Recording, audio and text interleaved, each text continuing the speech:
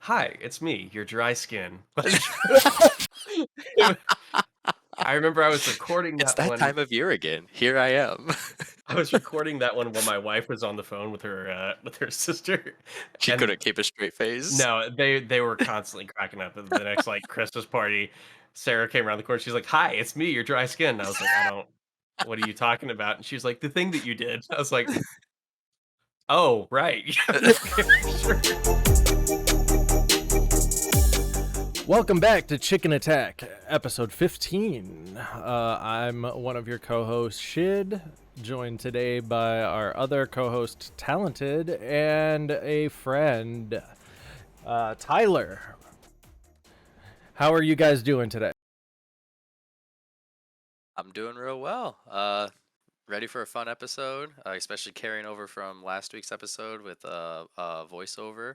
That's what we have Tyler here for. And welcome, Tyler. Thanks for joining us and uh, learning us here today and sharing some knowledge. I'll do my best. But yeah, I'm doing well as well. Had a chill day at work and too much of a workout yesterday, so I'm nice and sore. That's always good. I feel you with the workouts. I helped my father-in-law um, dig a pond this weekend at their new house for their koi fish. It's a 14 by 11-foot pond, and we went 2 feet depth all around. Um, Manual dig it? Manual dig, yeah, just the two of us. Well, he had been working on it a couple weekends before, and like I saw where he was at, and I know their kind of time frame. I was like, I'm gonna offer some help. We knocked out the rest of the digging though, so he's to the point now just some cosmetic shaping and then getting the tarp in. So hopefully not too much longer to finish that off. But yeah, I'm sore. Yeah, it's brutal. Part of my workout was planting 3 new bushes. So There you go. That sounds horrible. I hate manual labor. I have all the respect for everyone that does it, but there's a reason I That's why don't do Nap's that lawn stuff service anymore. failed. Yeah, yeah, for sure. Yeah, that 8 lawns a week in high school was just that killed me. oh hey, I also mowed lawns. We had I want to say 23 at the height. Uh I was making like 6.5 grand a week as a high schooler.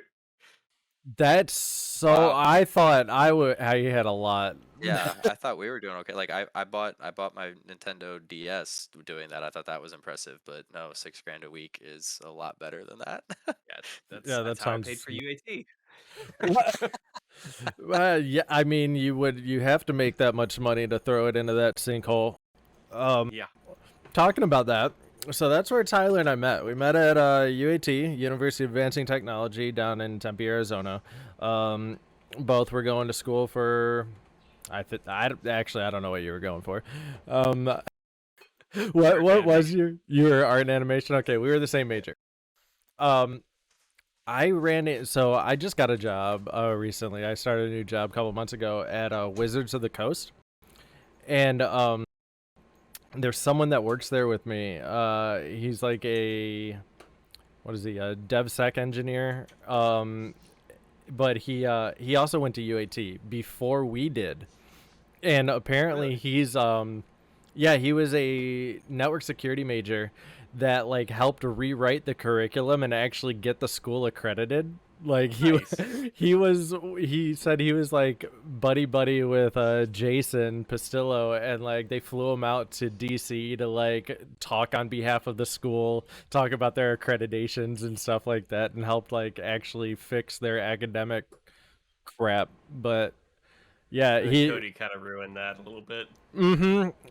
He Or boosted it, I guess. It's Yeah, yeah. he was the guy his name's Marshall, and he actually was the one who started student government and everything. But yeah, it was really funny. He was just like, "I want to know about your experience. Can you tell me how you enjoyed it?" And I'm like, "Enjoy is a strong word, but I did like the people." Yeah, you found your wife. Yeah, I She mean, found me. I will say this over and over. Like, UAT was a massive time waste. I did like nothing that I did there really helped me at all in the industry. But I met a lot of cool people there that I still speak with pretty frequently. So Yeah, I'll it's call it a wash. That's definitely the good point, or the good part of it is like the opportunities and the networking opportunities that presented itself. But the academic portion was, I'm with you, it was a time waste. Like I don't think I gained anything that I couldn't have on my own. It Yeah. was just you had a really expensive babysitter helping guide you through YouTube. Yeah, I wish Brett Church would have stayed around longer. I think I actually might have learned a lot from him. I mean, I did learn a lot from him in the like half a semester that he was there, but Hmm. good dude. Yeah, he saw the writing on the wall, got out early. Yep, But smart. yeah, smart on him. Anyways, circling back to the reason we got you here. Voiceover. So Yeah, we started talking last week a little bit about voiceover and like how there's actually a lot of celebrities that don't realize that do voiceover work, and started going through like just the list of big names and everything, and then kind of got on the topic of what it takes to do voiceover work just in general. What like what have you been working on? What's going on in that world? How would one go about getting started there? so what I did was slam headfirst into it and get not much success because that's how it works. And then I went through Global Voice Acting Academy, GVAA, which I do recommend them. I would say hold off on getting your demos done because that's really expensive. Um, and most people probably don't need that right out the gate. Mhm. I auditioned a lot at Casting Call, which is like a kind of like a crowdsourced type thing. Like anybody can post a project on Casting Call for any amount of roles. It's not always paid. It's usually not paid. Um, some of the roles are, and those are the ones that get fought over a lot. Like there was one that I auditioned for that had, I don't know, something ridiculous. Like I auditioned for it and I was one of like the first 30. And by the time I had finished recording my audition in my booth, uh, editing it and submitted it, which takes like about 2 hours for me, depending on like what the audition is. By the time that I had hit submit on that, it was up to 3,000. So the Jeez. competition is Wow. insane, and the hard part is like with especially with those kind of things, you have to get in either really early or really late because everything in the middle, like imagine if you will, Miles, at your job. Your first call of the day, you're probably pretty sharp. Hmm. You know what you're doing. Last call of your day, you're like, okay, I'm gonna get through this one and Yeah. I'm done. But everything in the middle is just blur.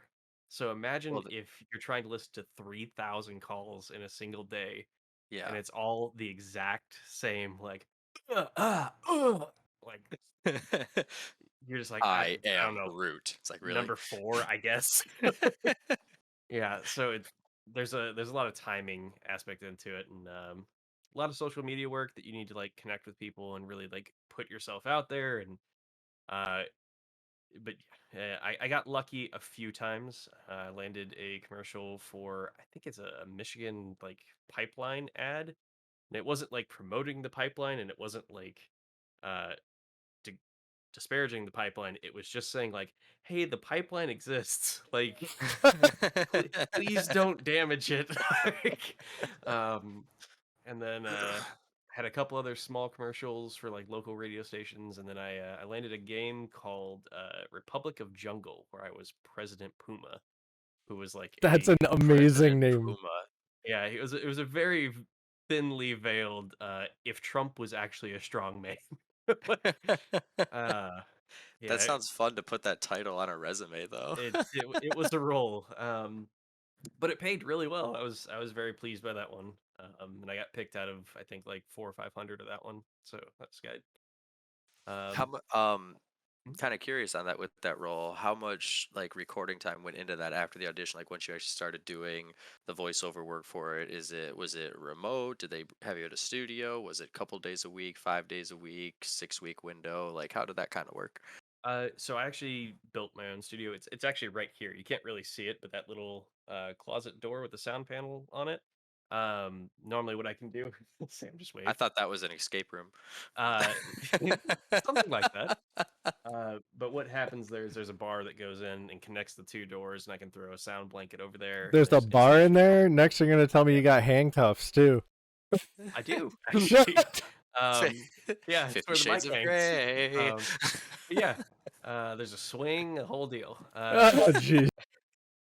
But no, I record everything in my own studio. I built it myself, and it gets down to somewhere in like the -65, -70 decibels. Okay. So pretty much no sound gets in or out is all that means. Um, but when I booked that one, they took the audition. They're like, "We liked all of this. Can you do just this a little bit different, and then we'll give you notes from there." And so I called them. I think on Discord actually. They had a Discord server, and I joined in a private room and did my thing as I was recording it into Audacity, which is a free Did they program. address you as President Puma when you came in? They did actually. Yeah, The eagle has landed. How are they you, had me how are you, stay Mr. in President character. Puma? That's so good. But I think I recorded for it was about like a 2 minute uh like length of speaking, and it took me about like 2.5 hours. Because they just wanted different styles of takes and different like intonations. I did a lot of growling at certain points. It's Puma. I mean, I'm sure you Wait. got that some of that experience from that room there too, from the Oh sound yeah, for sure. that you got in there.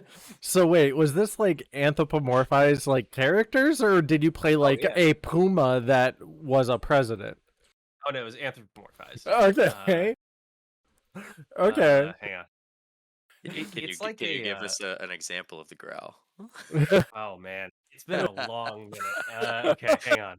I'm just curious, no, because this is the stuff legit curious We're about. just Like we were throwing you talking on the about, spot. like Alan Oh no. Tudyk though, with all the technically lineless characters he plays. It's just a bunch of animal noises. I'd love to see how people do that. Uh, time honestly, like that's one of the things. Like I always feel bad because when people are like, "Oh, so you do like all kinds of voices?" I'm like, "Yeah, I do," but if you put me on the spot, I'm usually kind of like, "Eh." And And that's all that's some right. in D&D for some I reason. know, because we also just met 45 seconds ago. So But if you'd No like to hear the shame. I should take if you out to dinner first before I get you growling, shouldn't I? oh yeah, of course. I'm trying to find because I know they have the video of it, but I'm like trying to make mental notes of like what's a good 30-second here for like the intro blurb going into next week, and it's just We have like so many literally already. everything. uh so I mean within in addition to that, like all this other stuff that I've done, but D&D is where most of this started, and I said that Hmm. a little bit earlier. So I do all kinds of horrible voices for that. That's One of my fucking players awesome is though. sitting right back here. I did one called Mama, who was a It's just getting worse and worse with this oh theme we're going with oh now. she was pretty gross. She so she's a very large green hag that spoke very lovingly usually. Um, all right, you ready? Lay it on me. I don't, what should I say? Give me a horrible line. I can Or I can repeat that alliteration I said earlier from Drew Lynch's Just, hold on, just give us a Roz from Monsters Inc. Like yeah, you're always always watch. watching. Mike Wazowski, always watching. Yeah. Uh, she did. You guys ever seen Hercules? I assume, like the Yeah. old animated. Yeah. Hmm. She did the crones, like the three Hmm. the fates. Okay. She did that like Oh, you're so high that your mic's not even picking you up there. oh probably. Hang on, Discord's doing that to me. Give me Uh, 1 second. I'll kick it down. I might have to get close to this. You're gonna lose my face, but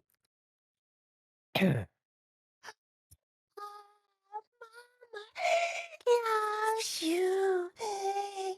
How you doing, Nick? It's been so long. Yeah, shit And like that. you did these voices while playing D&D. Oh yeah, she was a recurring villain. I would hate to be the guy who shows up late and that's what I hear coming from like the basement downstairs or something. Right, all the lights are off. Just like, nah, I'm skipping It's today. been Yeah, so you long. just turn around and just leave. Like, just call your just text your Uber driver, be like, "Don't leave, don't leave." Uh, and then That's fantastic though. I sent 2 links to the backstage chat, but one is the Republic of Jungle site. For anybody interested, it is a like kind of like a Secret Hitler or like werewolf style game. But it's politically themed, so there's like parties and factions and stuff. It looks pretty interesting. I actually have not played it because I'm a bad noodle. Well, not I mean there's a lot of actors out there that don't watch their own Oh, films, so tons, yeah. But the second link that I sent, which is a YouTube animatic that I worked on with Michael Reber. Um, I don't know if you guys watch Critical Role at all. No. Okay. Well, there's a scene. I'm gonna surmise this real quick. They meet a hag.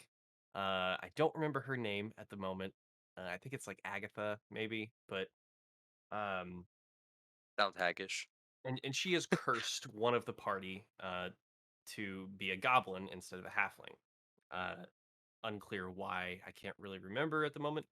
But the party is taking turns talking to her to like figure out what they can do to undo this curse. And one of the just delightful character named Jester, who is a sweet little tiefling who speaks very strangely, and she's just great. We love Jester.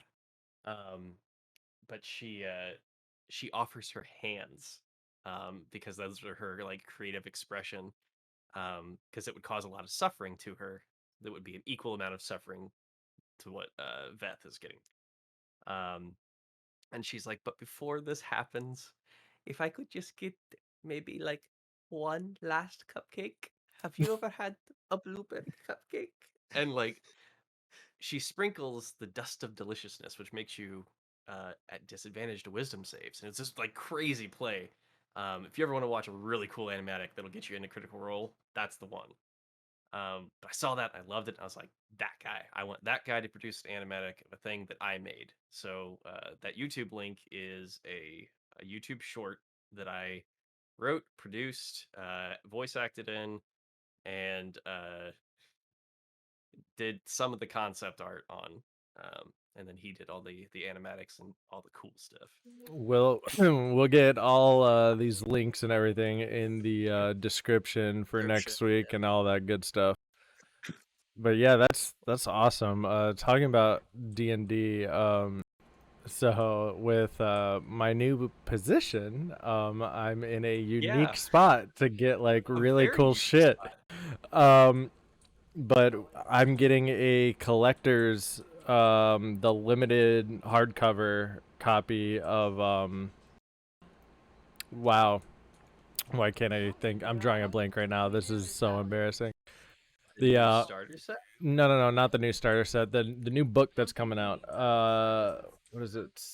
Oh, I should know this. Not Spell Slingers. That's the game that we just launched. Oh, Spelljammer. Spelljammer. Yes, thank you. I know a lot of people that would kill for that. So as soon as I get that, I think I want to start up a campaign, like play through it with some people. So I might have to hit you up if you don't already have a group. I play a lot. I play probably 3 times a week. Like running probably 2 of those maybe.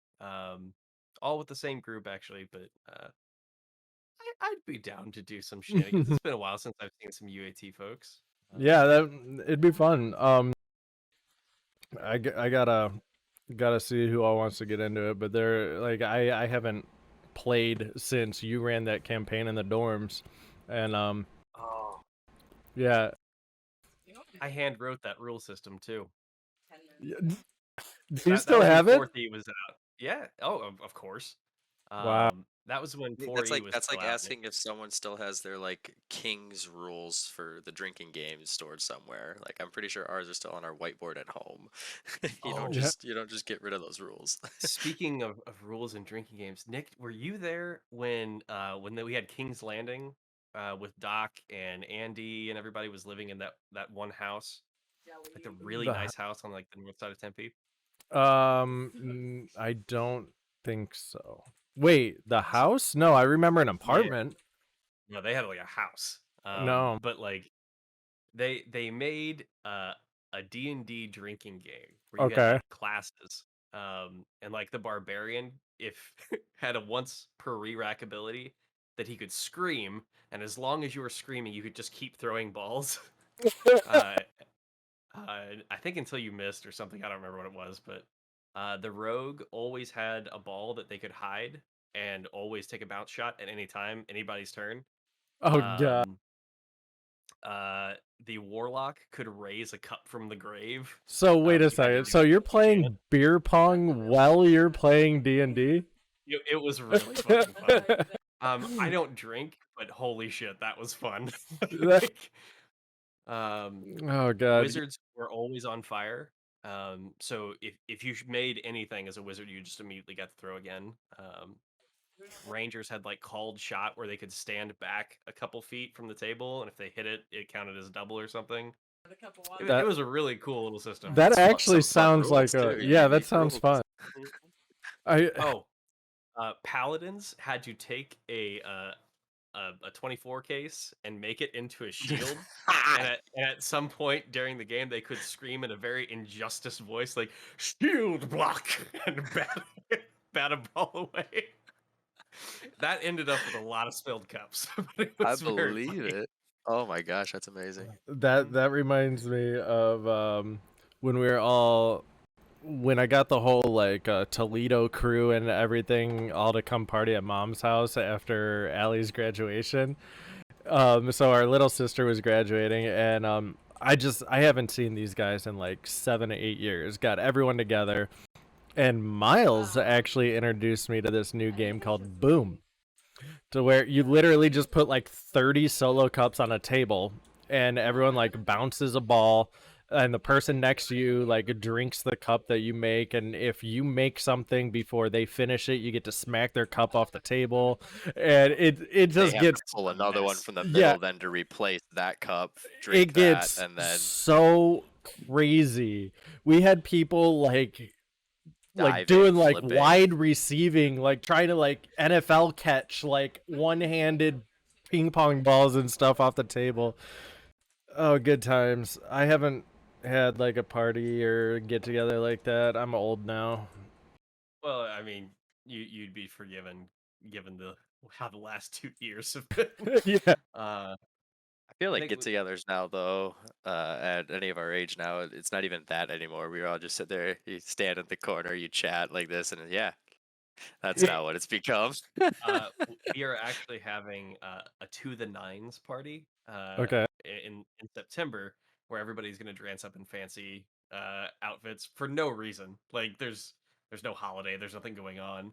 But we're just gonna go dress way to the brim. Okay, Eric has made bread. Like actually made bread. Yeah. Oh, I want some fresh bread. Pretty good. No, Solid. I'm gonna have to go make some soft pretzels after this. I always keep But yeah, yeast on hand because I just love soft pretzels. So yeah, it's the it's weirdest. weirdly specific. Oh yeah. No, I found a recipe that only takes about 45 minutes, and I have cheddar cheese, heavy cream, and and yeast on hand to make cheese Alright. dip and soft pretzels. I See someone usually coming over to his house, like, why do you have this yeast on here? Because I like soft pretzels. What is there not to understand? feel weirdly attacked. It's just such that would be random. But yeah, we'll have a little party soon. yeah, we should definitely get together and do something. But what about what's on the horizon for you for voiceover work? You got anything that Man, that you're looking that's forward that's to? always that's always a shot. I haven't been auditioning as much as I should, which is to say, much at all at the moment. But nothing coming down the pipe as of just yet. I do have a couple product. Do you remember Tristan? Tristan I Moore? do. He has a project that I am basically on the short list for once it hits that stage. Um, You got We're but not happening to be talking about Grave, are we? we are, yeah, Yeah. yeah, Yeah, that game's been announced and re-announced and announced so many again times, so yeah. many times. Um, I actually gave him some notes on the script a couple years back. Like, did like a full read through and review I think I and let him know. remember talking to him about that because he was like, "Yeah, do you remember Nick?" And I was like, "You have to be a bit more specific, but probably, yeah." Which one? Because we had like you, Nick Thomas, like zombie, hmm and then Nick There was Farrell, was his there name? yeah there was like the skateboarding like biker Nick like Yeah, there were so many Nicks. there was quite a few, and and again, especially in that time. you only remember the one at the beginning and the one at the end. All the nicks in between are just a blur. You just put band-aids on those Nicks. But I so kind yeah, of want to. unfortunately, nothing quick coming down. Well, I want to kind of ask off that how you mentioned, the auditions that you do and everything. Do you, and I think I know the answer to this, but just to hear it from you though, audition for like whether it's commercials or video games or whatever, or do you just find something that looks of interest for you and audition, or you just when you in that mode, maybe just auditioning for anything that's It's accepting, I guess. uh, it's difficult because there's all kinds of different sites that do different things. So I typically don't want to pay for a membership for a chance to get a job. That feels weird to me, Yeah. which is what a lot of them you almost need to do. Like even casting call now is kind of moving towards that. So like voices.com, voices123. I think there's like These VO all sound like Planet. really horrible like pirating websites. So The things that pop up in your spam that you're like, I don't want to click Yeah. this. the VO industry is difficult. Um, and it's actually getting I would say a little bit worse now because look at any animated movie in the last I don't know decade. Uh, they're all done by huge name celebrities. Chris Pratt is the one that I'm looking at the most. Hmm. Um, Everything which that is not actually yeah, spoken right. is also done by Alan Tudyk. Alan Tudyk. Uh, and no smoke like Adam Tudyk. I love that man. Like I will hear Amazing. no ill words of him. But like kudos to Chris Pratt's agent because the dude plays Pratt and everything. Like it's just his voice. Bradley Cooper doing Rocket Raccoon, phenomenal. I can't I I would have I no can't idea to say. hear that one. I can't No, hear I that one. can't either. Like once I knew Vin Diesel did I Am Groot, you can listen Yeah, and you can hear the gravelly tone in his voice. You're like, okay, exactly. that's him. I cannot get Dude, Bradley Cooper from I, Rocket. I can watch him doing the voiceover and it See, I would still love doesn't to make see that sense. and just look at that, be like, Um, but yeah, there's a couple out there that like it just it's difficult for smaller name voice actors to get in and really get much of anything at that level, which again makes sense. Studios want to make sure their investment's good. But breaking into that level is very difficult. Like I think I have like 4 or 5 different agencies that technically have me on a roster. And that's actually where I get most of my commercial stuff. Like I'll get commercial auditions like, hey, do you want to do this? I'm like, yeah, sure, why not? Because a lot of those are usually local or regional specific. you get any of the weird things like I have herpes, but because of this. No. Uh, CeraVe, Yeah, the Jeremy. lotion, yeah, that Yeah. one. Hi, it's me, your dry skin. I remember I was recording It's that that one. time of year again. Here I am. I was recording that one while my wife was on the phone with her sister, She and couldn't keep a straight face. no, they were constantly cracking up. At the next like Christmas party, Sarah came around the corner. She's like, "Hi, it's me, your dry skin." And I was like, "I don't. What are you talking about?" And she was like, "The thing that you did." I was like, "Oh, right, yeah, okay, sure." Oh, I that's that fantastic, though. that's always that's funny that you say that though, because like, I mean, when I run into God back when we would go to E3 or like GDC or like these industry conferences, like it's not uncommon to run into people like literally like ran into John Carmack, and like Steven Spielberg is walking out of playing The Division. Like it's very not uncommon, but when you say hi to them or something and you try to quote that thing that's in your head that you love and adore them for, and they just look at you so blankly, and you're like, oh, Wow. that was just a job to them. Yeah, But Yeah, that was a period in an entire story that they wrote. Like, yeah, great. yeah. Like it's really weird, and it like meeting these people and everything really puts it into perspective that they're just people. Like they're mhm. just people. And but yeah, those are some fun days. The way you're describing that, I'm picturing the episode of Robot Chicken where he meets George Lucas in the elevator dressed as a tauntaun. It's George Lucas. It's George Lucas. Listen to my tauntaun call. Rah, rah, rah, rah, rah. George Lucas is like stepping into the back of the elevator, like, And then Not one of these then again. it fades back. He's telling the story to his daughter. And, Oh, it was the greatest day of my life. What about the day I was born, Dad? Not even close.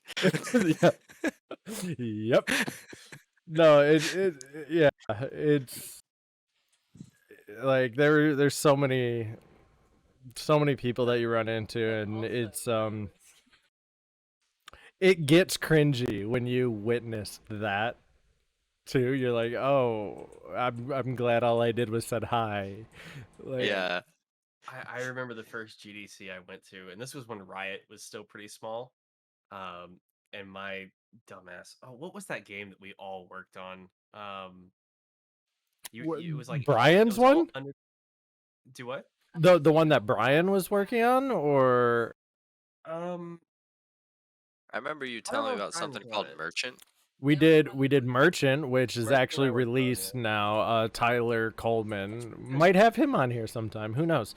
But no, we. Are you That talking about was the ones for the classes? no, the one that I got sent to GDC for. It Oh, was Tellus? nope, not Tellus. I was on the other team that got sent to GDC. It was like all underground, like tunnel mining themed. Oh, yeah, I remember. Fuck, what was the name? I don't It remember was what it such was. a good game. I'm just thinking Like, of The we're Incredibles selling now. this The so good. Underminers. It had that feel. It had that No, feel. it really did. Uh, It was a really cool looking game, yeah, it but was. We did really because well on it. Uh, because it was a UAT class project, it never got finished. yeah.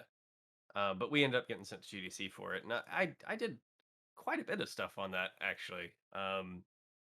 And I had this little portfolio that I was so proud of. I was like, "Oh, geez, I'm gonna get a job right here."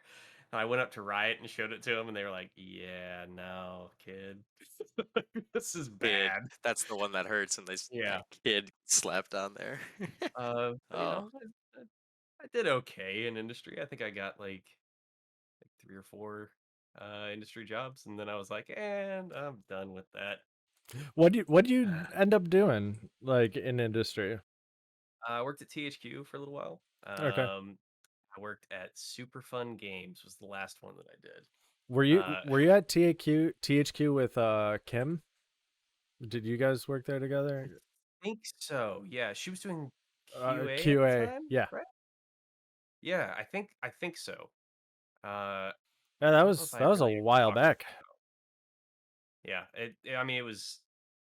I didn't actually graduate UAT. I Yeah. left early. But I got Well, a job straight after. that's even more impressive that you got a job Yeah, in industry without a degree. I did what I could. It There you wasn't go. good. But yeah, I actually had the unfortunate pleasure of I was there for like 3 or 4 months, and then they shut down THQ Phoenix. Mm-hmm. So Oh, yeah, that was fun. And then I worked at Super Fun Games. I worked 101 hours in a week and didn't get paid for it. What? So that was not super fun. no. No, it was less than fun. But that was when I was like, yeah, I'm done with the industry. I think I worked too much for too little, and went and did a really smart thing where I made a whole lot of money, and I joined the Air Force. Mm-hmm. They I've pay heard of them. they I've pay heard you of them. super well, from what I understand. I Um, the only thing that I actually know about the Air Force is they don't really fly planes, and people call it the Chair Force. we have the second largest air force in the world. The first largest is the Navy. Yep. Yep. But What'd you do for the Air Force? You don't mind me asking. I was a Voiceover. air. Yeah, I actually yes. I did do a commercial for them, but like a local base commercial. Anyway, So wait, you were but like Good Morning Vietnam? You're like Robin Williams? no, nothing like that. I It was wanted like I a wanted to hear that he was I mean I'm sure for the planes that the Air Force flies you don't have to have like stewardesses, it's not commercial, you don't have to have the let's go through the rule book, but I wanted to hear him do the yeah. voiceovers for Well, no, that. I almost did that. Oh, for real? Yeah. So In the event of a water landing. uh, no, I was airfield management, which basically means if it touched the airfield, I dealt with it. That included like construction, it included airplanes, included tower, like anything. And I was stationed at Andrews Air Force Base, the home of Air Force One. So I did a lot of secret squirrel shit. Um, and then I switched to command post, which is like the other side of that coin. And I did more secret squirrel shit where I sat in a vault for 12 hours a day. Jeez. No sun, no internet, no cell phones. No It was airplanes. couldn't I saw shit through cameras, but that was it. Um, but yeah, it was. I don't know. The Air Force is a weird beast. Like if you know what you're getting into, I think it's actually a pretty solid career path. But but if you don't know what you're getting into, um, it can really suck. Like I worked. We had one guy that had a drunk driving incident where he drove the AM Ops truck, which is our specific truck with our branding on the side of it, on the airfield and ran into a security forces vehicle while drunk on shift. So That that was bad. And because of that, we got really short manned and we had a deployment going on at the time. So there were 5 of us that had to work this desk 24/7, 365. No, like there could never be a lapse of coverage. There had to be 2 people on the desk at all times. Oh God. Yeah. So I worked 7 days a week, 12-hour days for about 4 months. Um, Wow. and the seventh day of each of those really sucked because you actually worked a 24-hour day because you worked all day and then you switched to night shift and you worked all day until the 6 a.m. the next morning. And then you went home and died and you came back and worked 12 hours later. Does the Air Force pay overtime? Nope. No, they do not. And there wasn't hazard pay for it either. Well, what we hear from chat though is they pay you with some really good food, according to chat. Uh, Uh, So I will say this: Keesler Air Force Base down in good old Biloxi, Mississippi, the Las Vegas of the South. Okay. It's not. Um, their DFAC is fire. Like I got there the first day from basic, and I was like, oh, I don't know how this is gonna be. Like I'm so nervous because I'm just coming off of basic, and I'm expecting people to yell at me. They didn't.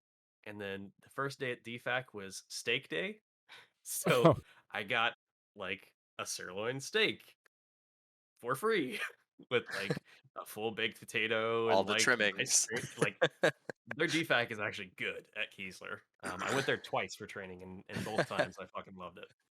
Uh, I had a mac and cheese MRE a couple months ago. Man, the MREs are super hit or miss. There's a couple of them that I'm like, yeah, I'll eat that. But then there's the veggie omelet. Yeah. That you're like, that seems like a safe choice, right? Like just some broccoli and spinach inside eggs. Like That shouldn't be hard at all. And then you eat it and you're like, that is what comes out of a rat's asshole. Like, yeah. So we play a sickening amount of Escape from Tarkov. Mhm. Like Jamie and I both have about 2,500 hours in this game since last January. Like I can proudly say I have not touched Tarkov. like insane amounts, but a good portion of the people we play with are ex-military. So in the game you can loot MREs and stuff and use it to eat and get your food up. So every time we get one or something, we start talking about MREs and everything and things that like happened while they were in the service. And with the mac and cheese one that we got, apparently that one's pretty good. But Yeah, that's not bad. there's a chance to get the jalapeno cheddar cheese sauce packet in it. And Infinitely better. yes, my buddy's like, that's like gold. Like people would trade that cheese sauce for like For, like, other Skittles. yeah, they would Straight trade up their candy. packet. Yeah, and I'm like, what?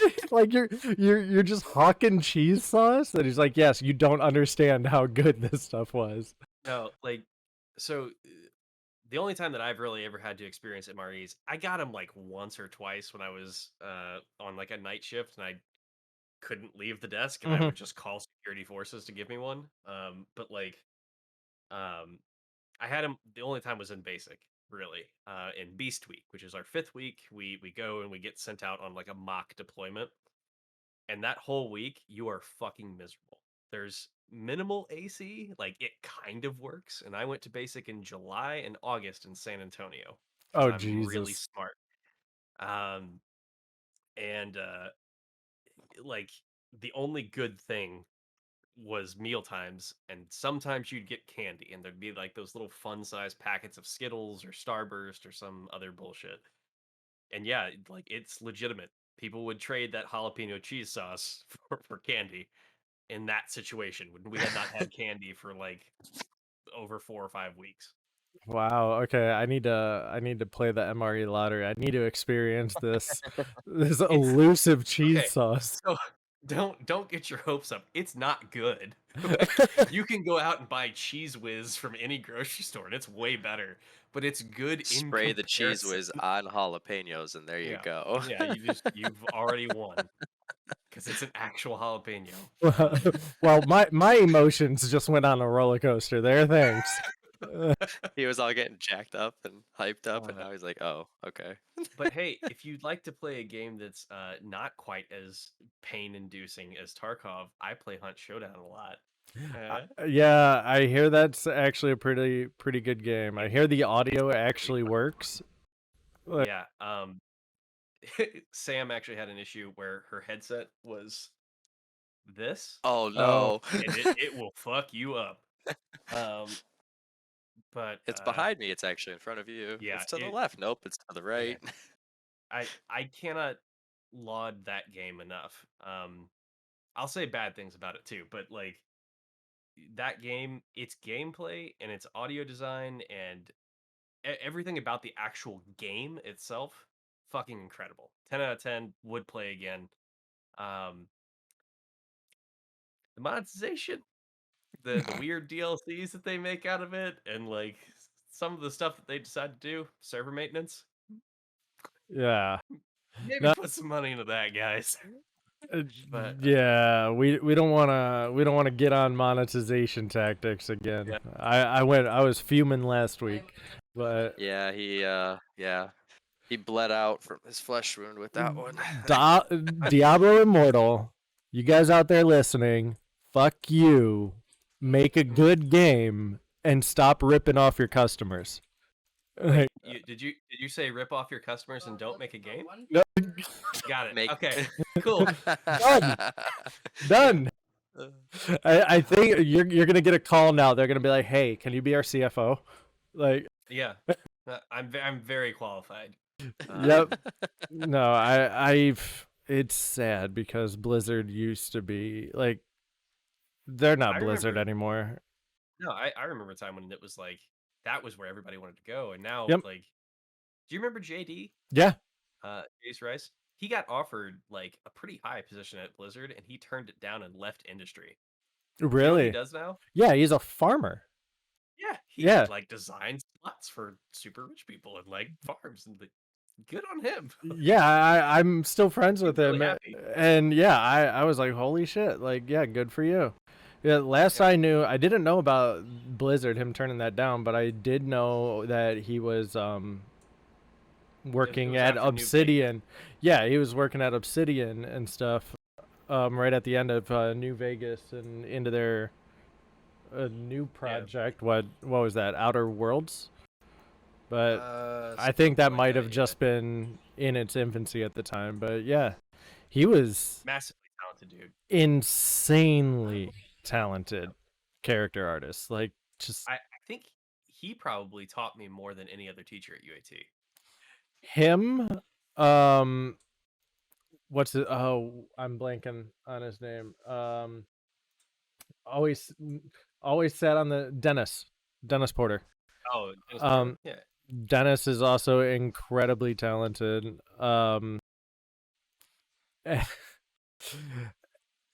Tyler Coleman is incredibly smart, and he knows how to get the answers when he needs them. Like, he's like a human Google. He could find you whatever you want whenever you need it. But there were so Coleman was many. uniquely. Yeah, there were Uh, so many good, like, his obsession with procedural generation and everything is what yeah.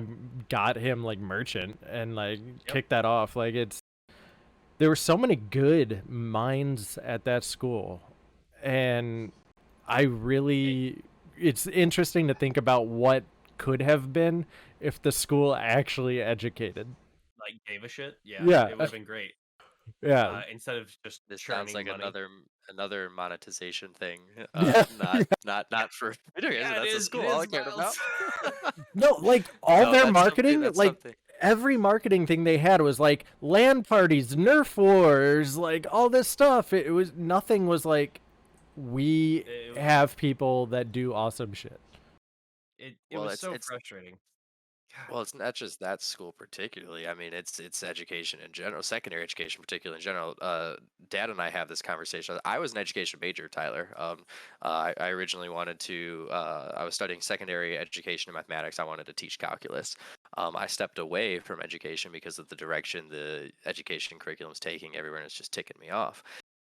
But something Oh, like just a point that my dad and I were talking about, like it seems like universities now they're just doing things because they can money wise. And the topic we were specifically talking about was out of state tuition.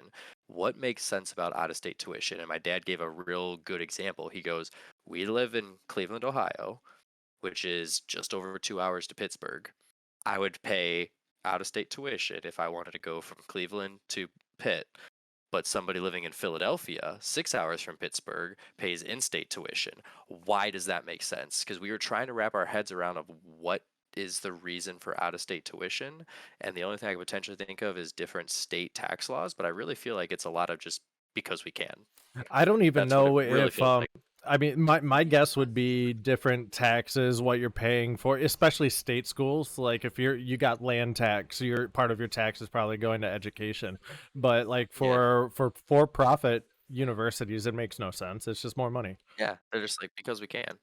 And yeah, that just, that, my sister's a teacher. She teaches high school like technology and business mhm. in small town Missouri. And A subject that should be in schools. I like yeah, it technology and should be. business. That's a cool one. I like that Uh, topic. and the amount that she gets paid is criminal. Like Mm-hmm. it really is. Like I'm a low level IT peon for Veterans United Home Loans. They're like legitimately great company. If anybody's looking to get into IT or anything and lives near Columbia, Missouri, check out VU. We also have satellite locations. Um, and sorry. Anyway, Are they paying you to be here with us right now? Was that did your you just little do a they commercial should. bit for them? They should. sound like But no, Daddy Warbucks? Did I just do a commercial? but I will legitimately say, like, I don't say this very often. And I sound like a shill at the moment. But no, VU is a genuinely great place to work. anybody that is looking for a job should absolutely look at VU. But back to education. um, like I said, my sister does that, and they did a fundraiser to get paper, and not That's even like college ruled like ring like the little fucking notebooks or whatever. They needed like printer paper for the actual admin to print like schedules and shit on. And I was like, what do you mean? That not covered in taxes? Like what where does that go? Well, we Yeah, bought you football my uniforms though. land tax just went up 10%. What the hell? oh no. Yeah, Oh, that yeah. yeah, that's the stuff that It's frustrating. drives me It's nuts. frustrating. But I could go on a whole tangent Mhm. on that, but we'll just yeah. come back to because actually it does it's something that I kind of want to ask at this on the topic of education, not so much that education, but with video games and things like that, the negative stigma that they have all housed. It's something that I've always been vocal with conversations with me and my brother, me and my dad, just people I talk about with what I've learned from video games. Um, if you're just, and I will say this, if you're just playing video games just passively to just kill time, whatever, I can see that, yeah, not really getting any benefit from it. But if you're playing games to engage with the game, to pay attention to the story, to learn the mechanic, whatever the game's trying to do, you can learn a lot and develop a lot of skills from video games, soft skills, this and that. So I kind of wanted to ask that, Tyler, with you being on here, do you, from your just video game play experience or video game history, is there anything that you felt helped you with your voiceover work to develop that, or even with your work with the Air Force to develop? Um, Uh, because I know for I myself, there's a lot of things that I develop from games that I feel help me in my yeah. professional career. I will say like 7 ways till Sunday, and I'll say it till my lungs give out. But like, uh, if you want to talk about a game that like develops actual skills that you should use in real life, Dungeons and Dragons is it's just gonna win every time. Hmm. It teaches you how to collaboratively like you know be a group, collective storytelling, it scheduling. It Yeah, teaches you're you how to right. schedule. But like Scheduling employees. it teaches you math, some very basic math, obviously, but like you learn how to be quick about it. Hey, math beyond in the current education curriculum, I'm a firm believer that math beyond fifth or sixth grade should not be a required part of the curriculum. By the time you have fifth or Well, sixth grade math, you know the math you need to be a functioning mhm, adult in society. If you're going to be like an engineer or something else like that, yeah, programming, then you that need to stuff. Yeah, continue. Let those people make that decision. yeah. What math beyond that is meant to do is continue inductive, deductive reasoning, stuff like that. You can get that from other things. Video games, the thing you can get that from. And Um, like you can learn history from video games because I'll tell you I'm straight playing up, like, Assassin's Creed right now. That's the game I picked up this week. I'm way behind on that. I've never touched the Assassin's Creed, but I'm just well, realizing that the Assassin's Creed were not like far off with, or like with what they were designed. It's not so much that it's crazy just own written story. Like it's meant to be in these specific points in history, there's and it's gonna So historical. pull those sit and historical points out. random I random bit of information. When the fire at Notre Dame happened, they Paris, like Oh yeah, I their remember like this. restoration group reached out Mhm. to Ubisoft and was like, Because they got "Hey, a poly scan of it. yes, we need your high res digital art assets of Notre Dame to rebuild it." Like that's how and accurate Wow, Assassin's and Creed you is. and that's Ubisoft crazy. sent it minus all the windows, and they said that's a DLC that you have to buy. Uh, you know, they got to get their money somewhere. And then they added their always on DRM. Yeah. But Uh, no, so like sorry though. Keep going with what you're saying though, Tyler. Sorry, I cut you off. sorry, like no, it's like I played Age of Empires, and Mhm. when I first like fired up Age of Empires, I had no idea who the Byzantines are. Like, what? That's just nothing that it didn't get taught in Owensville High School. Like, I had no idea. Um, and so I learned all this like weird little history knowledge, and even with like Hunt Showdown, there's a gun in there called the Lamont. You guys ever heard of the Lamont pistol? Anybody? It's a weird fucking gun. It is a 7-shot. pistol that if you flip a switch on one side, it has a shotgun barrel that fires a single shot. Jeez. Yeah, it's weird. And I was like, that's the stupidest thing I've ever seen. They're real. They Yeah. actually existed. Um, and just like all the weird things that you learn, a lot of history can be taught there, and a lot of weird sort of like, especially games like platformers and like puzzle games like Portal. Portal will absolutely like test your brain and teach you weird things. It'll also And that'll test your be if we relationship if you play it with your spouse. It will. But that'll be an example of inductive and deductive reasoning Yeah, skills. You know, absolutely. as you tried it once, you were successful on this level. You tried this certain maneuver, mechanic, whatever formula, whatever you want to call it, on this level. It worked. Now you get to a roughly similar problem on a different level. You're like, I'm going to try this same concept again and just apply it to this. That's that inductive and deductive reasoning, that algebra, trig, and stuff like that builds that you, again, can get elsewhere. So it's fun to hear someone else say this for things that I believe in too. Bro, the Lamont is it's a freaking It's six. a weird gun. It's a revolver with a 20 gauge shotgun in it. What the hell is It this? makes no sense. They sold very few of them, but like What's the recoil on that? The large. recoil stat Um, bad. but man, like and beyond stuff like that, like there's also other aspects that you can be taught in video games, but you have to force yourself to it. For And instance, I play League of Legends for some reason. That game pisses me off. But thankfully, Sam, who's sitting back here, um, is basically saying like, "Hey, I don't like playing with you when you get mad." So it is teaching me how to be like, "Okay, I can be angry, but we have to focus that and like move it in a productive way." focus So it on this pixel on the screen. yeah, Die, die, die. No. and I mean, No, no, no. even Wait till even you're if in the room with him playing League. You just hear him furiously clicking. yep, He has to buy a new keyboard every week. 'Cause and beyond that, like it teaches situational awareness and like when I joined the Air Force, the reason that I joined was because I wanted to be a UAV sensor operator because they use a very similar program to what NASA engineers use to pilot the rovers. And I thought that would have been a really cool jumping off point. And that didn't happen. But I did get to see the Silver Bullet, which is like the big aircraft that carries the shuttles on its back. Mhm. I got to see all kinds of stuff. Like the important thing about learning is not that you have to sit down and do a worksheet, it's you have to do something. Mhm. Like I learned all kinds of stuff in the Air Force that I would not have anywhere else. Mostly my hatred of bureaucracy and red tape. If you ever want to hear me get really up in arms about why government spending is fucking insane, uh, I will demonstrate how long it takes to repair a crack on an airfield that Air Force One goes to. Because of all the red tape they have to go through. Mhm. I mean, like one of the things that I petitioned for when I was in the Air Force.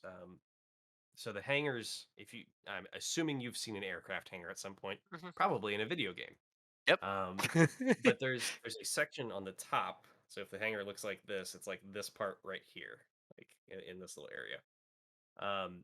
That it was an actual metal piece that they had sprayed or coated somehow or painted, but it was lead-based paint. Mm. And eventually that stuff chips. Mhm. And in the particular climate that we were in, it would chip off in very large pieces, like yay big or bigger. Um, and that doesn't sound like that big of a deal because even if you're like directly under it as a person, you're probably only going to get kind of hurt, maybe. But the problem is aircraft move in and out of there. So if Mhm. that falls at the right time and it gets sucked into like an engine, you now have a multi-million dollar repair that you have to do because you just ruined an engine with a $3 bucket of lead paint from the Mhm. 70s. Not only that, but Um, now you just vaporized lead paint, and anyone yeah, standing even that behind Or that, yeah. became yeah. like a cancer risk. Yeah, that's my parent brain sticking in because we, we got a Uh, little one. It's like don't want her eating any lead paint anywhere.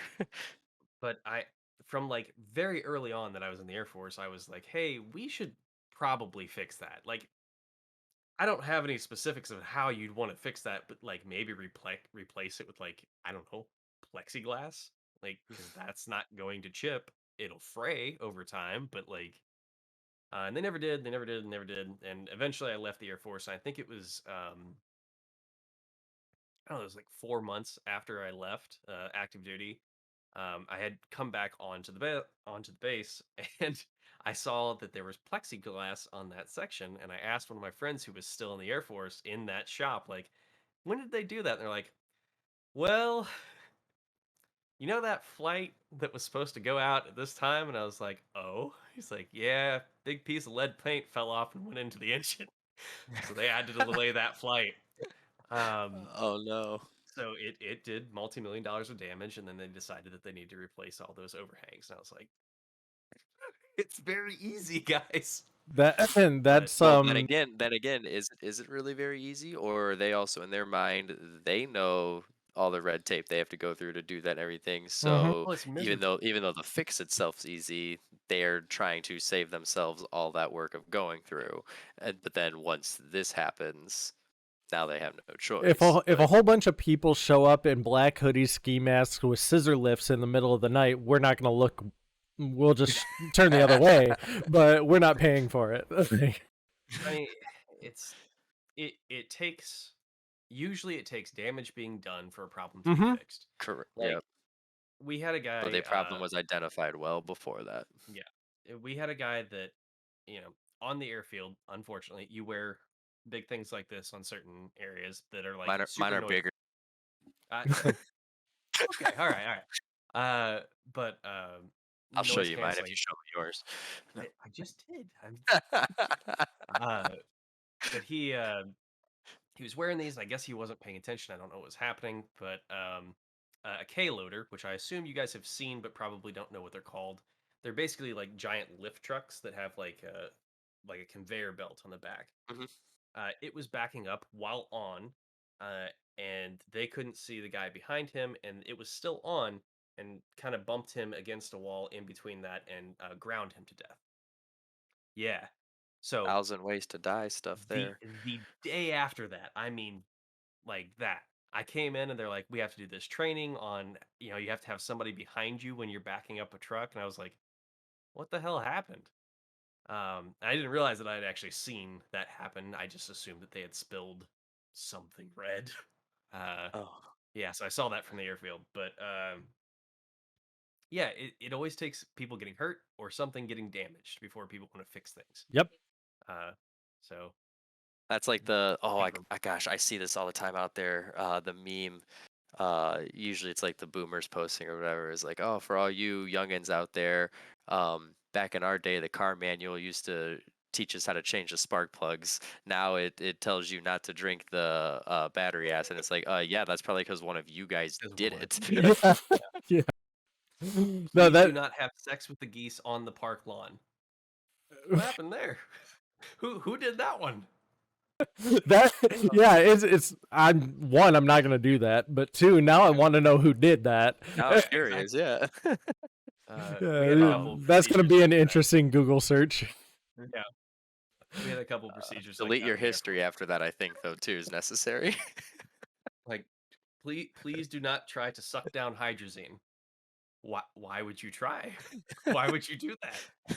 Hydrazine, if you guys don't know, because you're probably not in the Air Force and haven't dealt with F-16s, it liquefies your lungs if you get any of it inside your body, and it's not pleasant at Interesting. all. Like we're talking any of it, or is Like there like any of a it. specific like concentration? Mhm. So anytime that there's fighter jets, if one of those crashes or has what's called an IFE, an in-flight emergency, if it lands, there is always fire trucks that come right behind it, and those people are usually wearing special gear because if they land in a particular section of their engine hits the ground and that leaks, it is very dangerous to Yeah, be outside around that without some kind of a respirator, Hmm. including in a truck, which I was during one time of that. And I was like, I'm like 300 yards away from this.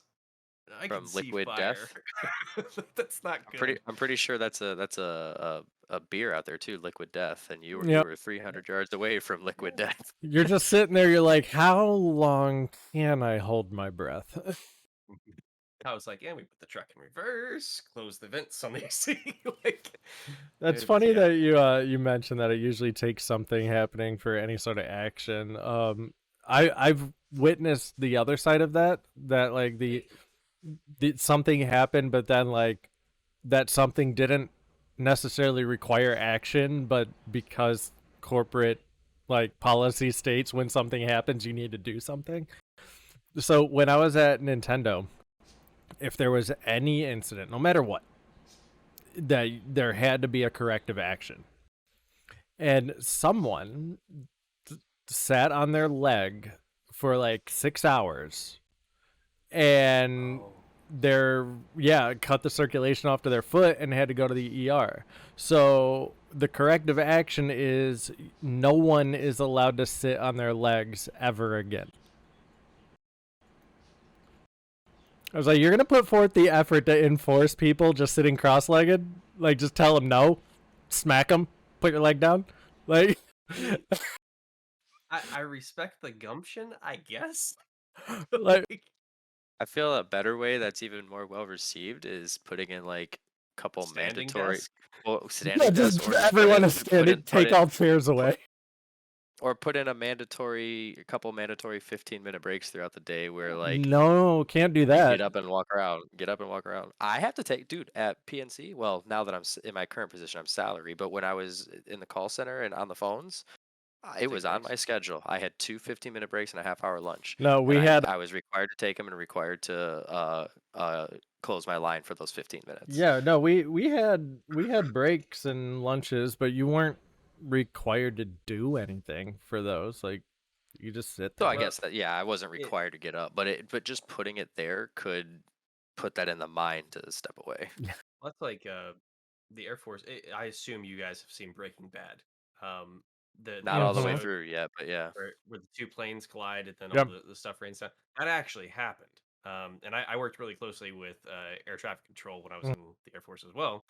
And they actually do that. I don't remember exactly what their break schedule is like, but it's something like you can only work like I think it's like 2 or 3 Oh yeah, hours, and then you have to take like a 30-second or an hour break even. ATC, yeah. Um, Yeah. yeah, I mean those guys get treated really well for a really high stress job, but Mhm. Yeah, one it's our neighbor, family friend, is my parents' neighbor, family friend was a retired air traffic controller, and it's a lot of crazy stuff goes on. Very Well, high stress. that's what Devin does, Nick. Yeah, he did. Yep. Yeah. it's Well, a yeah, I think he it's still did when he moved to North Carolina.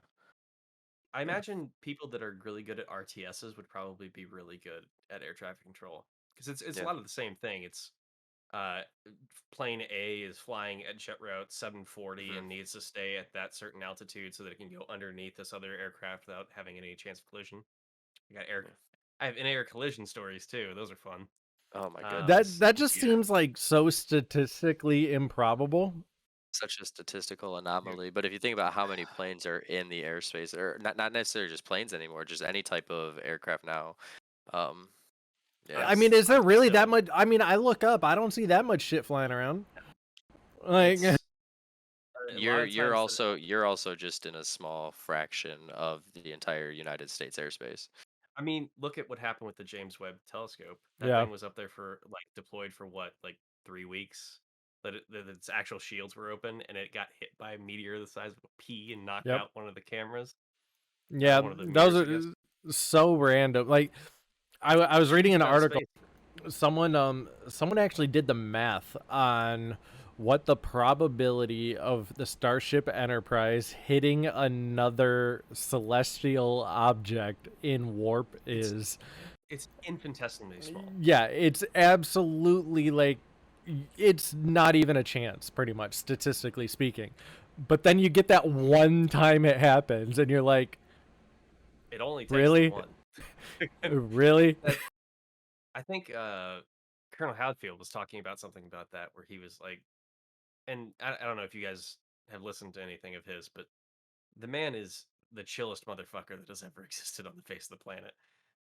He was talking about having a spacewalk once, and Houston was like, "Hey, we have noticed that there's some excess water building up in your suit. Continue on as normal." And then he called back later on, and he was like, "Yep, I'm noticing this water. It seems to be my drinking line is leaking into my suit. So we'll need to get a fix for that soon." And they're like, "Are you experiencing any, like, can you actually see it or feel it?" And he's like, "Oh yeah, it's touching my chin now." And it got all the way up to his nose before he was like, "I should probably go back in." Are you talking about Chris Hadfield? Yeah, Yeah, Colonel Hatfield. yeah, Like, he's it's ha- I don't yeah. understand how you can be that chill in that situation. I really don't, because if that goes over your nose, you die. Hmm. Like, you can't hold your breath long enough to get inside, secure the airlocks, and do all the things that you need to do to drain that. You just drown. No, you Like, just open it up, drain it. You're good. uh, I mean, the only thing I could think, I mean, if how intelligent these people are in these yeah, situations, if he was somehow calculating how much time and just that's literally exactly what he taking was. emotion out of it and just thinking pure logic, he's like, nah, I got He's it. just opening his mouth, taking like one sip at a time, just drinking it slowly from Like, his food. it was Drinking it wild. and then holding his urine. And he was talking about how he's like, there's always that chance that when you go out on a spacewalk, he's like, it's very, very small, obviously, but there's always that chance that you walk outside and suddenly a bullet moving, several million miles an hour just like punches through your system and then you just die. Yep. And, it was from millions of light years away and it's been flying this entire time and it just says hello and then goodbye. Like, I that's horrifying. I have his right before they took it off YouTube due to licensing rights. I Oh, Major Tom? downloaded, yeah, I downloaded his Space Oddity, and I have it So uploaded on good. my Google Drive. Like I'm not getting rid of that. It's amazing. It's incredible. I'm amazed that they didn't, like, let that stay up. Oh yeah, just let it be. Yeah. But yeah. Yeah, Uh, fun stuff. Talking about airplanes and jets and shit. I jumped out of one over the weekend. oh, That looked Yeah, why like it would you was a do lot that? of Was it fun. was it still flying? yeah. I went skydiving Well, over the that weekend. seems like a perfectly unreasonable thing to do. 13,500 feet. Wait, you wouldn't go skydiving? Hell no. If Oh. an aircraft is functioning, I am not jumping out of that motherfucker. Well, I mean, I was strapped to someone and they kind of like just pushed me out the door, so Yeah. you don't really have a Waddled out. choice when you're up there already Bottled you strapped to out 'em. the door. Yeah, they're Uh, like halfway up, like while you're ascending. I jumped from 13.5, and at about 10, they start buckling you up and like checking on your harness, and my instructor just leans over my shoulder, goes, "So, you're now strapped in to all 4 points. You can't get away from me even if you wanted to." And I'm like, "Oh, okay." yeah, they call us the chair force for a reason. I will stay in my nice, comfy chair. Which, speaking of, this chair, courtesy of the Air Force, Yeah, and when you other stepped away weird for a governments. second, I saw that chair. I was meant to ask you what one that is, because Yeah, it's an Aeron. Oh, it's an air, really? Yeah, it is.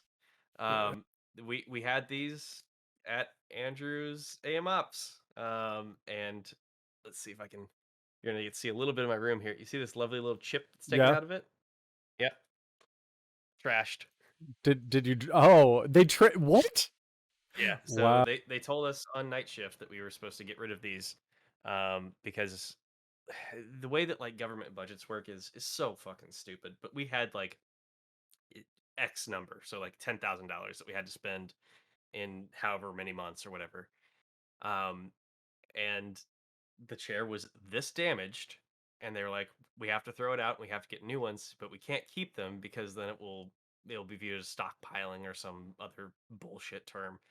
So on night shift, we had to document that we threw them away. So we went out to the dumpster, made sure it was an empty dumpster, and put some like papers down and shit, and put them very carefully in the dumpster. Took pictures of them, and then pulled them out of the dumpster, put them in my buddy's truck, and took them away. So I am sitting on a chair that I sat on while I was in the Air Force, and it is still in fantastic shape. Thank you, We taxpayers. well, we can't upload this video now because we're accomplices to Oh this yeah, crime. yeah. This is a federal theft. Ah, shit. Yeah, you guys fucked up. Yeah, Hold on, there's a knock on my door. I think it's NSA. yeah. Um, They're buddies of mine. You're fine. I don't think the There's all kinds of government stuff works like that that. fast, Miles. no, again, too much bureaucracy and red tape.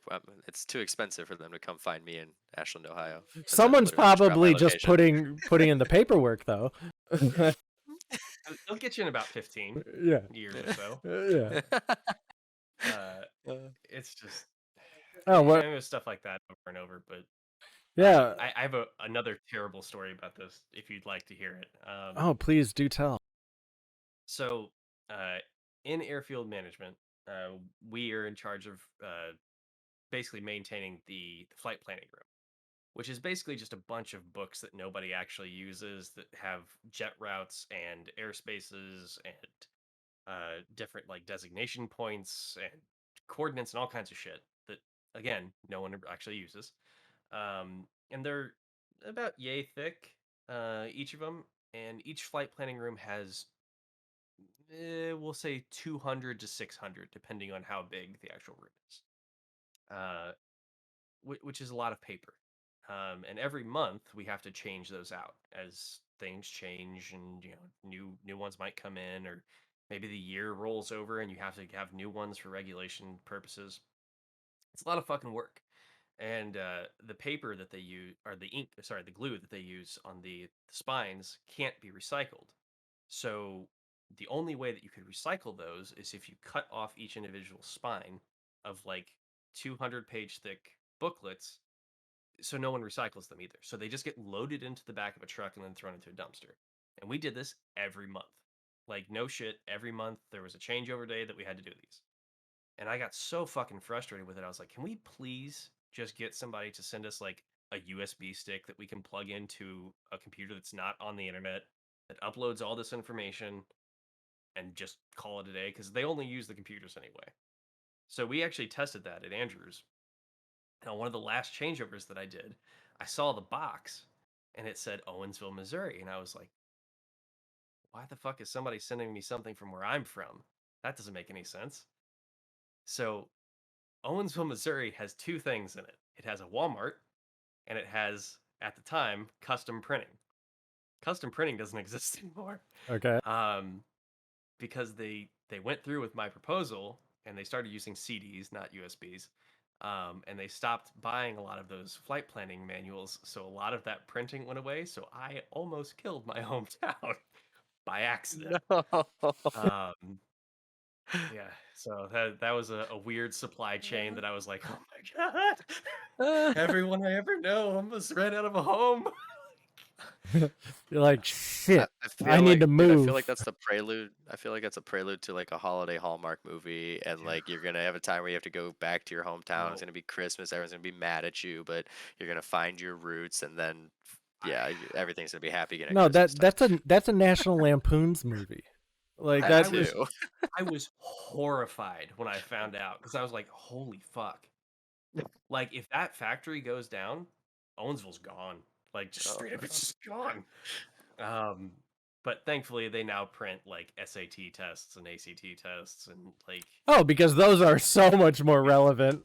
and college textbooks and shit. Here and we are it's back to education just- again. yeah, it's just a cycle, man. I can't break it.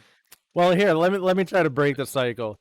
You've been playing anything aside from rage-inducing League? Hunt Showdown is still a fantastic game. Yeah, absolutely. If you like hardcore shooters at all, go play Hunt Showdown. It's incredible. Get a good pair of headphones because you're going to need them, because you're going to have someone step in a bush like 30 yards away and you're going to hear the shot that they take and identify the gun from just the sound. Um, it's great. I cannot praise that shooter highly enough. I've also been playing Farthest Frontier, which is an early access like medieval town builder game. It's really good. I like it a lot. I just started playing the Iron Oath, which is like a mercenary group simulator, really cool pixel art. Haven't got super deep into that one yet. And then Elden Ring a little bit, and I will always be playing Heroes of Might and Magic 3, which is a game that was made in 1998 because it's still a fantastic game. There, yeah. That is a really Very good list. broad list. He trumped us big time because the last couple of casts we've been on, I've been doing just World of Warcraft and he's been doing just Tarkov. But I did, like I said, I started playing a little bit of Assassin's Creed here the last couple of days. Finally, like I got this for Christmas like 2 years ago, the Rebels collection for Switch, and just haven't touched it yet. But playing it, I think the reason I hadn't touched it is I've seen gameplay of it, and just the gameplay I've seen just kind of gave me, and now that I've played it, I feel like it confirms it feels a little clunky in movement mechanics to me, and it gives me a little bit of Dead Island vibe. How But do you feel I'm about in escort quests? about what? Escort and/or tracking quests? Oh yeah, I Because you're going to haven't. be doing a lot of them. I'm sure I will be. Yeah, that's yeah. Mhm. But I don't know. So far, I like it though because I like the artwork. I like the detail they put into things.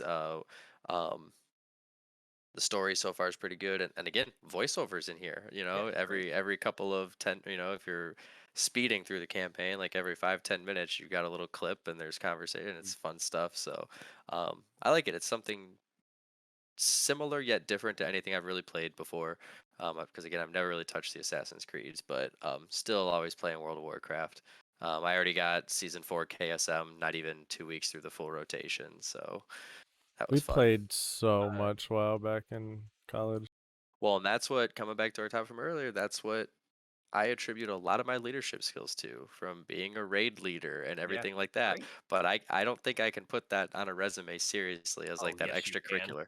Oh, I'd have to You wordsmith it in there. absolutely can. I couldn't do it as easily as like if I was the head coach of a baseball team Yeah, you like can. that. I What can are you say gonna do? as I would Don't disagree with extracurricular and that. job. just No, I can don't put it on put there. World of Warcraft there. Just say like 2012 to 2018, like group leader, whatever. Yeah, But that's what I'm I saying. put D&D on my resume. You got to wordsmith that in there, really. but that's what I'm saying. When it comes to that point in the interview, and I actually say it was World of Warcraft, how serious are they going to take that? Versus if I say, if I was a If baseball I coach here, and that was where my leadership came from. You know what let I me mean? reboot that. I feel like we're shifting in that direction to where it has more merit to it now, but which is great. But for the longest, I don't know. Gaming has, I feel, still has that stigma of Stigma. Yeah, laziness, it's just just not true. it's No, not. You're rotting your brain. It's not true anymore, I mean there's especially so with many stuff. studies out that say otherwise, and I would almost say like if It they develops didn't so take you many soft serious, skills. but if they didn't take you seriously, that's not a place you want to work anyway. Correct. Correct. I mean to rule them out, but it's just annoying that they wouldn't because it's like, yo, you're losing a Yeah. Keystone Master here, man. No. Uh, so if you want a I would argue a better game than Assassin's Creed that is still in that similar vein, go play Cinema's Sacrifice.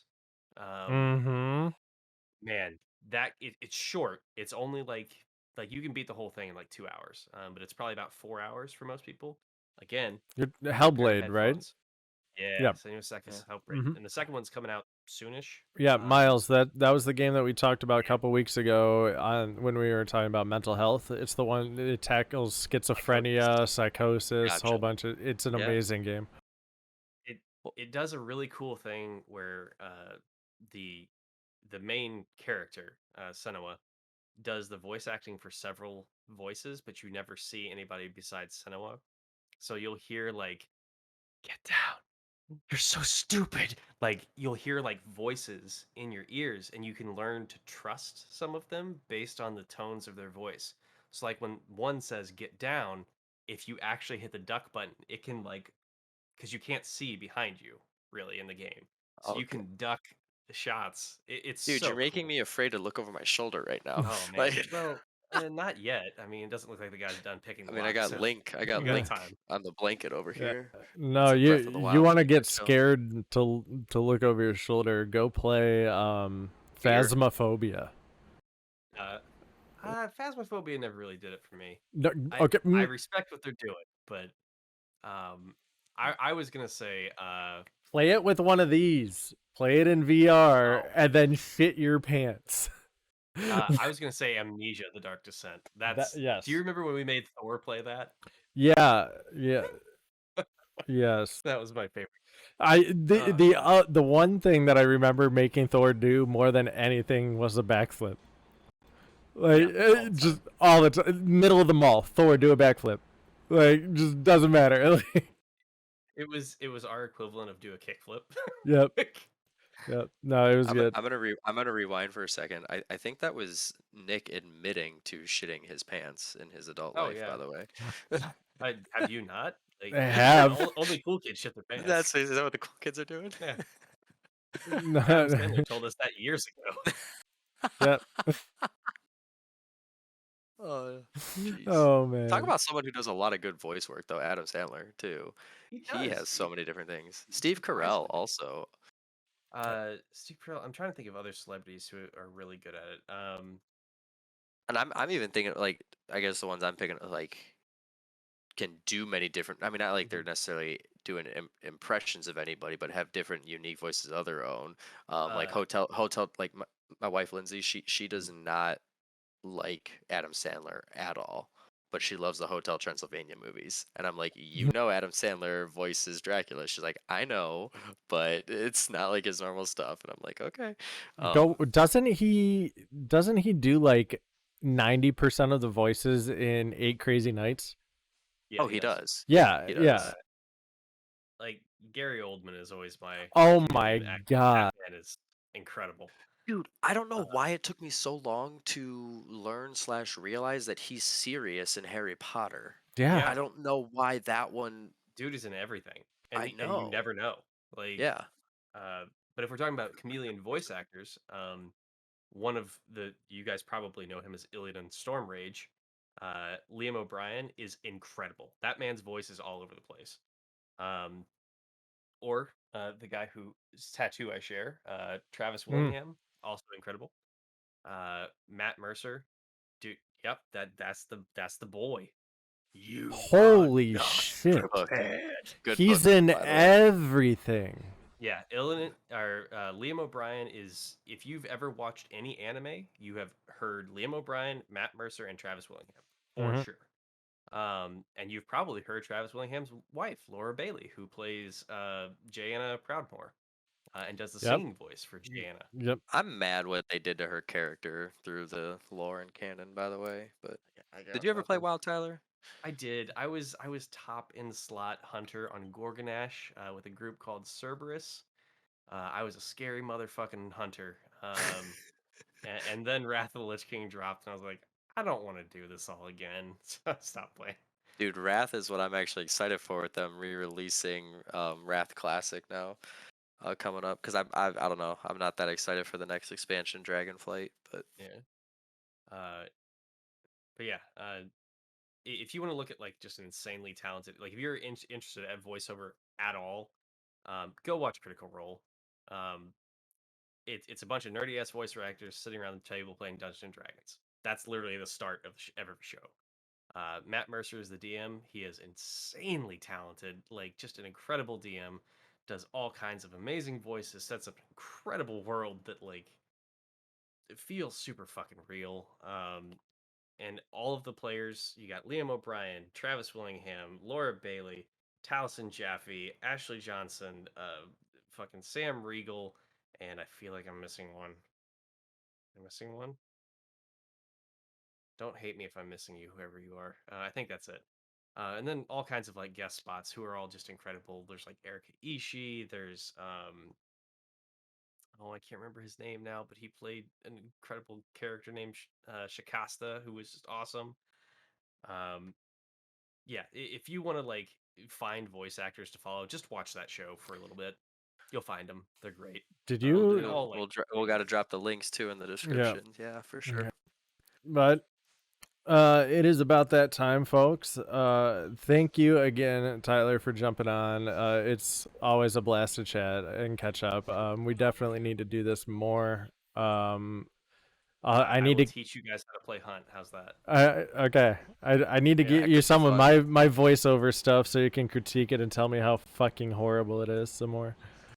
You know, But I had some stuff to come pitch, but we're at time, so I'm not even gonna do it now. oh, okay. I was gonna But do my gravelly built Ford Tough oh commercials. yeah, That's all please we should don't. Please don't. But I think those are pretty much exclusively reserved for. Oh, I have lost his name now. He was on Lego Masters, the voice of Batman from Lego Batman. Is that who you're Oh, thinking of? Will Arnett? No. yeah, Yes, Will no. Arnett. I, Oh I was no. thinking of the man with the beautiful mustache, and the beautiful voice that's always way down here. Sam Elliott. That's the man. Oh yeah, there we go. That man's Gotcha. voice might as well be fucking gold. I'm jealous. Or Uh, cheddar jalapenos.